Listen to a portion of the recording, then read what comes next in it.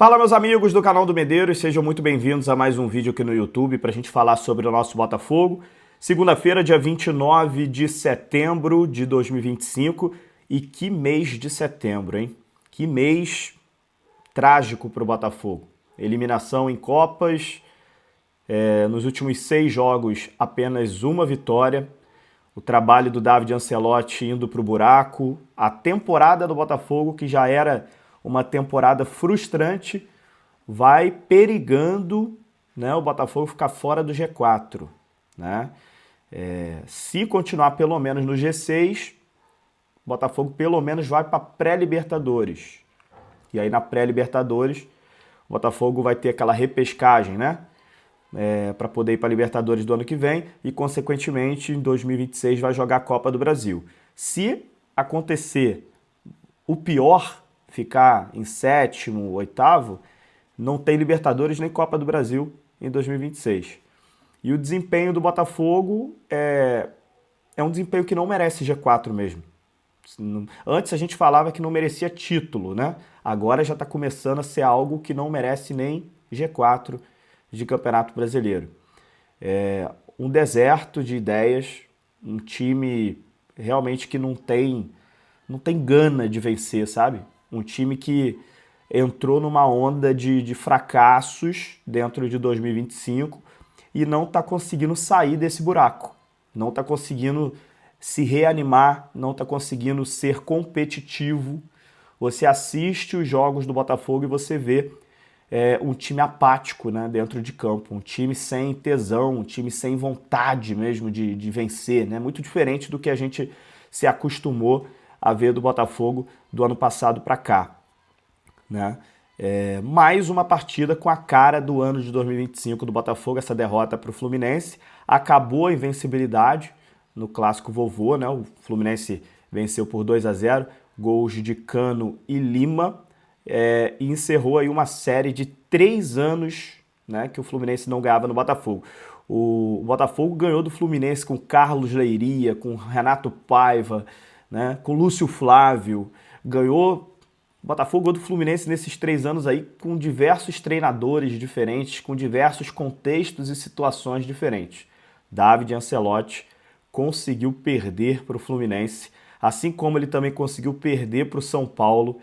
Tá acabando com todos os tabus que o Botafogo criou aí nos últimos anos, tá acabando com tudo de bom que o Botafogo tinha. O filho do papai, Carlo Ancelotti, o queridinho David Ancelotti, pseudo-treinador do Botafogo, beleza? Vamos falar um pouquinho sobre essa partida, roda a nossa vinheta, vamos falar de Botafogo.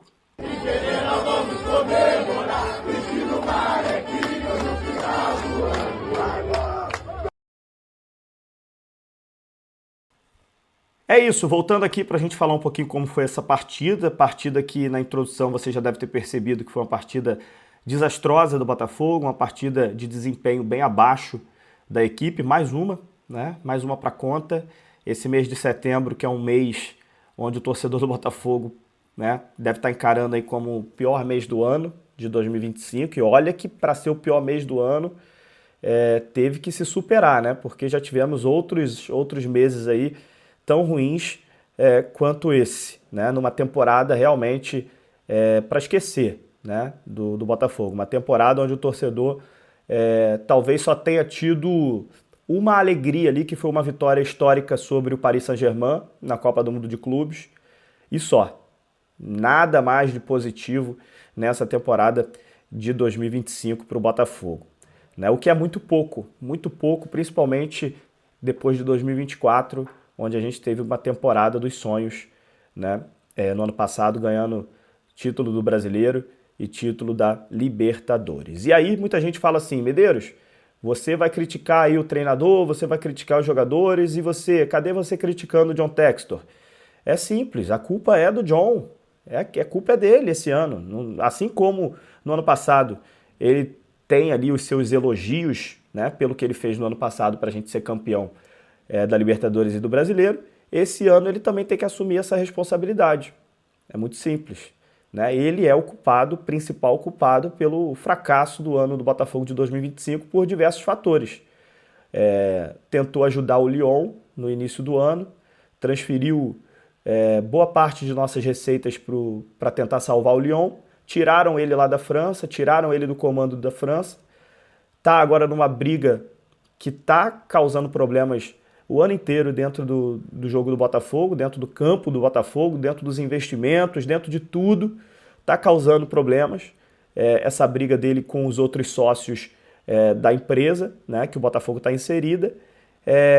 Quando você começa o ano dessa forma, você termina pior ainda, cara.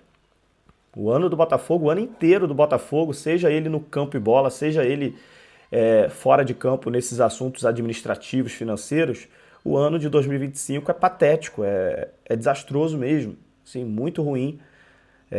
E o que está acontecendo dentro de campo aí, mais uma vez, é reflexo da administração e das decisões erradas que foram tomadas para esse ano. Então, sim, a principal culpa é do John Textor, mas a gente precisa também criticar outras situações. Estamos falando do jogo, estamos falando do campo e bola, e a gente vai falar um pouquinho sobre essas questões também. O Fluminense não vencia o Botafogo desde junho de 2022, cara. Junho de 2022. 9 jogos, 8 vitórias e 1 empate. Esse era o retrospecto do Botafogo para cima do Fluminense. Primeiro jogo do Zubeldia como treinador do Fluminense, estreou já com vitória nesse clássico. E o Botafogo fica ali na 5ª posição, o que, sinceramente, pelo futebol que está sendo apresentado pelo Botafogo, a 5ª posição é muito para esse time. É muito mesmo, tá? Se continuar jogando dessa forma, tá jogando, um deserto de ideias, um time mentalmente fraco, um time com poucas jogadas ofensivas, um time que está tomando gol praticamente todo jogo, né? Tá tomando gol praticamente todo jogo, ou seja, o sistema defensivo ruiu, as jogadas ofensivas não são igual antigamente, então o Botafogo, sinceramente, tá um deserto de ideias, tá com problemas de verdade, e eu começo até a achar perigoso essa situação aí até o final do campeonato, do Botafogo ficar fora do G6, o que seria, já disse na introdução, vou repetir, uma catástrofe o Botafogo ficar fora da Libertadores e da Copa do Brasil do ano que vem, só ter o Campeonato Brasileiro e a Sul-Americana para jogar no ano que vem. E se isso acontecer, é uma catástrofe em tudo. É uma catástrofe para manter elenco, porque hoje a folha salarial do Botafogo é uma folha salarial alta, e quando você está fora das principais competições, como Libertadores, Copa do Brasil, que tem premiação grande, tem atração aí, atrair patrocínios, bilheteria, né? Quando você só fica num Campeonato Brasileiro e numa Sul-Americana, talvez o Botafogo não consiga nem manter um elenco com uma folha salarial tão grande igual a gente tem dentro desse ano. Mas isso tudo, mais uma vez, é fruto de escolhas erradas, fruto de um planejamento mal feito desde o início do ano, um planejamento muito aquém das expectativas dentro do Botafogo. Beleza? O placar foi justo, o Fluminense ganhou por 2-0, a gente precisa reconhecer. O Fluminense não amassou o Botafogo, longe disso, mas fez o que precisava, fez o necessário para vencer esse clássico. O Botafogo teve até chances, cara. Mais uma vez o Vitinho perdeu um gol inacreditável. Parece até que a gente já falou isso aqui 50 vezes, mas de novo chegou na cara do goleiro, perdeu o gol. E no lance seguinte, o Cano abriu o placar para o Fluminense, né? São coisas, são condições que a gente acaba colocando dentro do jogo, né? Se o Vitinho faz o gol que ele perdeu, seria 1-0 Botafogo e o contexto do jogo talvez seria diferente. Aí ele vai lá, perde um gol inacreditável daquele, no lance seguinte, o Cano abre o placar e condiciona o jogo todo a favor do Fluminense. Depois teve até um lance que o Vitinho acertou o passe, o Savarino perdeu um gol na cara do goleiro também, e foram as grandes chances do Botafogo na partida. Mas de resto, o Fluminense foi melhor, o Fluminense teve o controle do jogo, depois que o Fluminense abriu o placar, o Fluminense conseguiu, né, dominar mais o meio-campo. O Botafogo tinha muita dificuldade de criar situações, muita dificuldade. E no final do jogo, no finalzinho do segundo tempo, o Lima fechou o caixão, 2-0 para o Fluminense, né? Estreia do Zubeldia com vitória para cima do Botafogo, e o Botafogo perde essa grande invencibilidade que tinha contra o Fluminense, tá bom? Notícia de agora há pouco do GE. Globo, de que a diretoria do Botafogo não pensa em troca de treinador neste momento. continua confiando no trabalho do David Ancelotti, que ele é bem avaliado internamente. A gente já viu também outras matérias do GE. Globo falando disso do Renato Paiva, e depois da sequência de algumas rodadas, o Renato Paiva acabou sendo demitido, né? Mas, nesse momento, a informação é essa, não deve ter troca de comando. O Botafogo ainda tem mais alguns jogos para fazer até o final da temporada, né? Nesse Campeonato Brasileiro. A gente não sabe se o David Ancelotti fica para 2026, não sabemos qual vai ser a avaliação, né? Mas nesse momento, agora, né, a gente torce para pelo menos a gente conseguir ficar no G6, ir para a Libertadores e ir para a Copa do Brasil. Não sei sinceramente, se você tirar o treinador agora, quem poderia vir, por exemplo? É difícil. Quem poderia vir para mais uma troca no comando, mais uma troca de treinador? A gente sempre tem essa dúvida, né? Mais uma troca de novo de treinador, fruto de uma escolha errada novamente, de quem escolheu, né? Do Textor, da diretoria. Mais uma escolha errada de treinador. Uma aposta de alto risco, sem necessidade. A gente alertou isso aqui, cara. Não era momento de apostar, era momento de você ir um treinador mais experiente. Sérgio Conceição, lembra quando eu ficava falando? Sérgio Conceição, é o momento do Sérgio Conceição. Se o Sérgio Conceição não quiser vir para o Brasil, chegou a hora, o momento pede um cara mais experiente. Aí trouxe um trainee, um estagiário, um cara jovem que está fazendo o primeiro trabalho dele, está sofrendo e sofre junto o torcedor do Botafogo, que mais uma vez não consegue ver um trabalho sendo efetuado dentro do time, né, dentro do clube. E aí eu não sei, aí vai para mais uma troca de treinador? Não sei quem é que poderia vir agora, nesse momento, faltando um pouquinho mais de 10 jogos para acabar a temporada. Enfim, não sei sinceramente.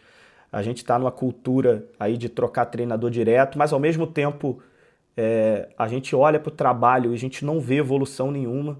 A gente não vê as coisas acontecendo, a gente não vê a situação, né, olhar para frente e falar, pô, cara, vai evoluir. A gente não vê nada disso. Por isso que a gente no final vira e fala, é melhor trocar, né? Aí a gente tenta ficar sempre olhando para um lado e para o outro. O lado de que não está evoluindo, não vejo o futuro, vamos trocar. E o outro lado toda hora a gente está trocando de treinador, toda hora, né? Será que não chegou o momento de trocar quem escolhe o treinador? Porque está errando seguidamente, seguidas vezes, né? Quando você tem um gerente que ele escolhe um analista para trabalhar para ele, e esse gerente escolhe seguidas vezes analistas que não conseguem desempenhar bem o trabalho, né? Uma hora a culpa é do gerente, né? Estou dando um exemplo, né, de uma empresa normal, o que acontece no mundo corporativo, né? Não é possível, né? Uma hora a gente precisa colocar a culpa também em quem escolhe, né? Não só no treinador. Apesar de eu achar que o treinador merece críticas e críticas e críticas, porque ele está fazendo um trabalho abaixo do esperado, e o Botafogo é um clube gigante, e o Botafogo tem pressão, o Botafogo tem cobrança, e faz parte das nossas cobranças falar quando o trabalho está muito abaixo, coisa que está acontecendo atualmente, ok? Vamos para mais uma semana, né? A gente vai estar aqui conversando com vocês, passando todo o cenário para vocês, dia após dia, as notícias que vão saindo. E, meus amigos, torcer demais para a gente ficar dentro do G6, para não comprometer a temporada do ano seguinte, 2026. Seria uma catástrofe ficar fora da Libertadores e da Copa do Brasil, ter só Brasileirão e Sul-Americana para jogar. Um abraço, até a próxima.